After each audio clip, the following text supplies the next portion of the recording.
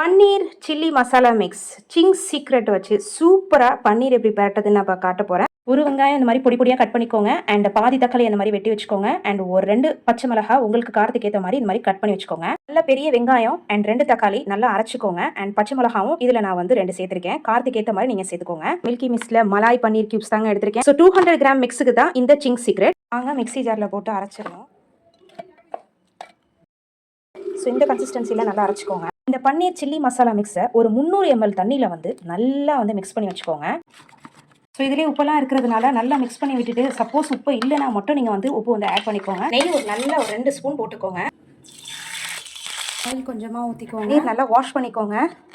அதுக்கு பிறகு இந்த மாதிரி ஸ்க்வீஸ் அவுட் பண்ணிவிட்டு இதில் போட்டுருங்க. வறுக்கிறதுக்கு டேஸ்டான ஒரு கோல்டன் ப்ரௌன் வர அளவுக்கு நீங்கள் இந்த மாதிரி பன்னீர் கியூப்ஸை வந்து ஃப்ரை பண்ணிட்டாலே போதும். இப்போ எடுத்துருங்க. எண்ணெயிலேயே நம்ம இப்போ என்ன பண்ண போகிறோம்னா வெங்காயம் போட போகிறோம். கட் பண்ண வெங்காயம் எல்லாத்தையும் போட போகிறோம்.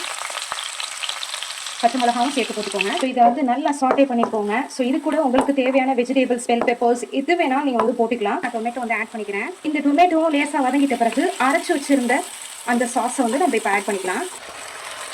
இந்த டொமேட்டோடைய ரா ஸ்மெல் போகிற வரைக்கும் நல்லா வந்து சாட்டே பண்ணி வேக வைங்க. மிக்ஸ் பண்ண இந்த மசாலாவுமே நான் வந்து ஆட் பண்ணிக்கிறேன்.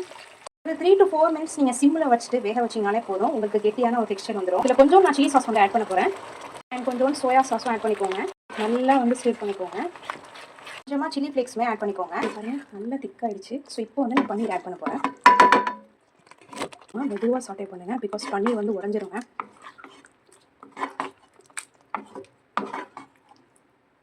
சிம்மில் ஜஸ்ட் ஒரு 1 minute வச்சாலே போதும். அதுக்கப்புறம் நீங்கள் ஆஃப் பண்ணிவிடுங்க. ரொம்ப அருமையாக சிங்ஸ் சீக்ரெட்டோடைய மசாலா வச்சு இந்த சூப்பரான பன்னீர் வந்து நம்ம செஞ்சாச்சுங்க. ஸோ குப்ஸ் வந்து வெளியே வாங்கியாச்சுங்க. இந்த மாதிரி சாலட் கட் பண்ணி அது கூட சேர்த்து சாப்பிட்டு பாருங்களேன். வேறு லெவல் டேஸ்ட்டு தாங்க. செம்மையாக இருக்குது.